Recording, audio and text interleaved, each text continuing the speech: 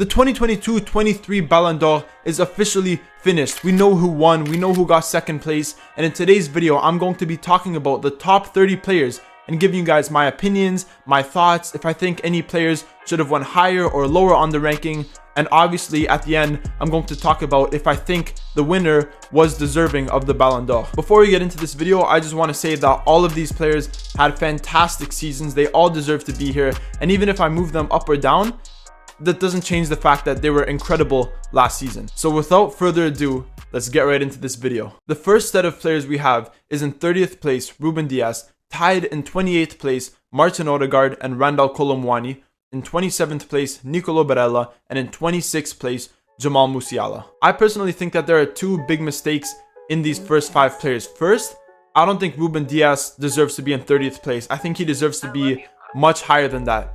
Obviously, he was with Manchester City, who won the treble. They won some of the biggest trophies in football. And yes, maybe he didn't have as good of a season as he did the season before. Obviously, he didn't play as many games, but he still was very important in that Manchester City team. And obviously, he did win all the trophies. So personally, I would probably put Ruben Dias closer to 20th place. Martin Odegaard is another player that I think could have gone a little bit higher on this list. Obviously, I feel like they put him close to the bottom because of the fact that they didn't win the Premier League. They didn't win any other major competition. But he still was a key player in Arsenal's team, getting goals, getting assists. He had over 20 goal contributions. And I think maybe closer to 25th place, 24th place would be more suiting for Odegaard. Another player which wasn't even included in this whole list, which in my opinion should have definitely been on here, is Marc-Andre ter Stegen.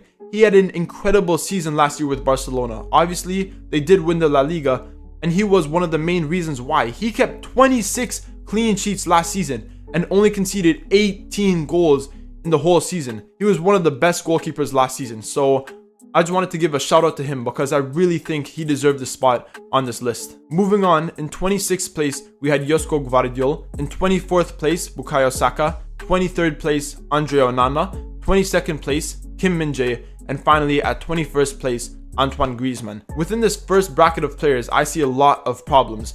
First, Josko Gvardiol is way too high in my opinion. Yes, he had a great season last year with Croatia and with RB Leipzig, but he didn't really win any major trophies.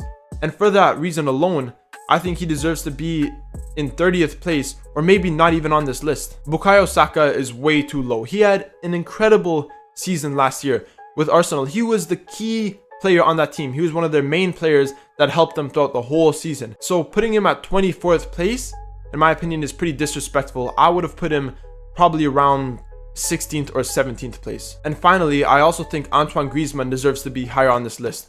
In 31 starts with Atletico Madrid last season, he got 31 goal contributions, averaging 1 goal contribution every single game he played with Atletico Madrid.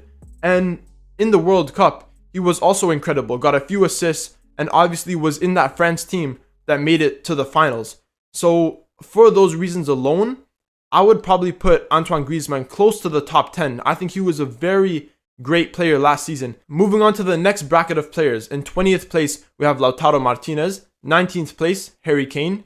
18th place, Jude Bellingham. 17th place, Kvicha Kvaratskhelia. And 16th place, we had Karim Benzema. Again, within this bracket of players, I see a few problems. First, I want to talk about Lautaro Martinez. He had an incredible season last year, and I feel like a lot of people are disregarding what he's done because in the World Cup final, he missed so many chances. If you look at what he did in the Serie A, he got 21 goals and 6 assists. Inter won the Supercoppa and he scored 2 goals in that game to give them the win. Inter made it to the Champions League final, and in that Champions League campaign, he was incredible. And obviously with Argentina, he won the World Cup. Although I've been hearing a lot of people putting him lower on the ranking, I would personally put him higher on the ranking. I think he deserves to be around 12th or 13th place. I think he had an incredible season and he deserves more respect. Harry Kane is another player that had an incredible season. In the Premier League, he got 30 goals. And to be fair, if Haaland wasn't in the Premier League, he probably would have been the top goal scorer. But the reason why they obviously put him so low is because playing with Tottenham, they didn't win anything and they had a very poor season. Moving on into the next bracket of players, in 15th place, we had Emiliano Martinez. In 14th place, Ilkay Gundogan. In 13th place, Yassine Bonu. In 12th place, Robert Lewandowski. And finally, in 11th place, Mohamed Salah. This part of the ranking, I'm very confused about. Emiliano Martinez won the Lev Yashin Trophy because obviously he had a great season with Aston Villa and obviously with Argentina. But they put Yassine Bonu higher than Emiliano Martinez. I don't know how that works. If they're saying Emiliano Martinez was the best keeper in the world. Personally, I think both of these players should have been a little bit lower on this list. Yes, Martinez and Bonu were incredible in the World Cup, but the World Cup is not the only competition during that year. There's all the club competitions, all the UEFA competitions, and yes, Sevilla did win the Europa League, and Aston Villa obviously played great in the Premier League. But I think Andre ter Stegen was a better goalkeeper than both of these players. So for that reason alone, I think they deserve to be still in this list, but maybe more around the 25th and 26th rank. Gundogan had a great season. He definitely deserves to be in the top half of this list, and so did Lewandowski. But Mohamed Salah, I personally would have put him in the top 10, 100%. Moving on to the top 10, in 10th place, we had Luka Modric. In 9th place, we had Bernardo Silva. In 8th place, Victor Osimhen. In 7th place, Julian Alvarez. And in 6th place, Vinicius Jr. Luka Modric obviously had a good season with Real Madrid. And with Croatia, he was the main player in their team and brought them to a bronze medal. But this is another example of the World Cup overshadowing all the other competitions. Obviously, it is the most important competition. But with Real Madrid, Luka Modric had a good season, but it was nothing spectacular. And I think 10th place is a little bit high for him. I think maybe around 14th or 15th place would be more suited for Luka Modric. Bernardo Silva deserves to be here. Victor Osimhen, in my opinion, a Napoli fan, I think he deserves to be in the top 10. He had a great season, carried Napoli to their first Scudetto in over 30 years, and I think that alone deserves him to be in 8th place. Now, in 7th place, we had Julian Alvarez, and this is a tough one because if you're going based off his accomplishments with his teams, then he should be at the top because he won the treble with Manchester City, the Premier League, the FA Cup, and the Champions League. And obviously, he was in that Argentina side that won the World Cup. He won 4 of the most elite trophies last season. But in terms of his personal stats last season, he wasn't the best. With Man City, he didn't play too much. With Argentina, although he did play more, he wasn't like the main player on that team by any means. So I think this is a pretty fair ranking for Julian Alvarez. Personally, I don't think he was the best player, but in terms of what he won with Man City and with Argentina, I think he deserves to be here. And in 6th place, Vinicius Jr., I think this is pretty deserved. With Real Madrid, he was a great player. With Brazil, he was a key player. And obviously, Brazil didn't make it as far as expected in the World Cup, but he was still a very important player, and I think he deserves to be close to the top 5. And finally, we have reached the top 5 in the Ballon d'Or rankings for 2023. In 5th place, we have Rodri.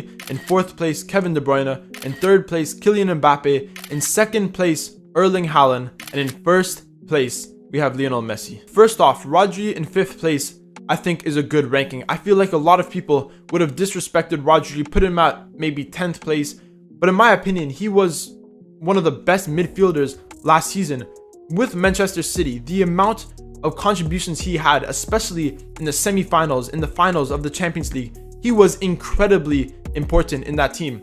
And also with Spain, with the Nations League, he was a very important player, and I think he deserves to be in the top 5. Kevin De Bruyne also obviously had an incredible season last year and definitely deserves to be in the top 5. Kylian Mbappe, in my opinion, was absolutely incredible. With PSG, with France, he was incredible in every single competition he played in.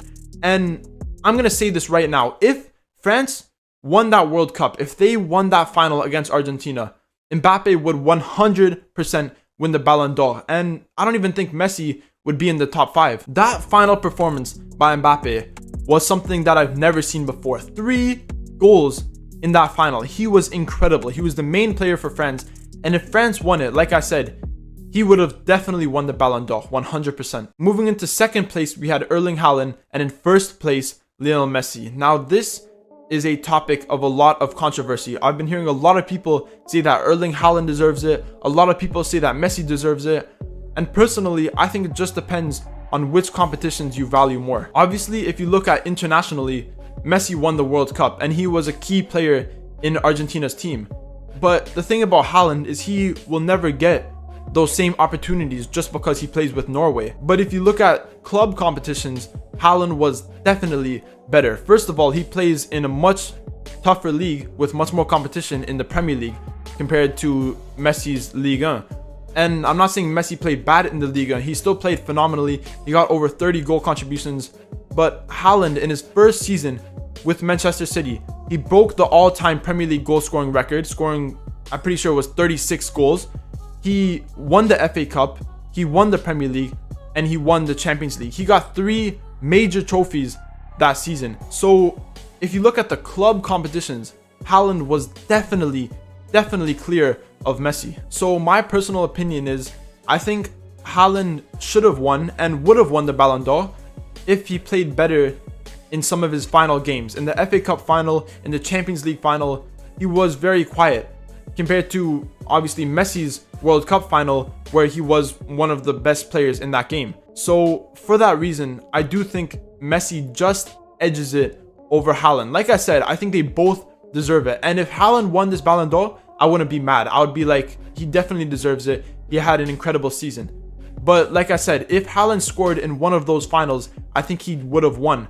But because of what Messi did in the World Cup, I think he just edges it for me.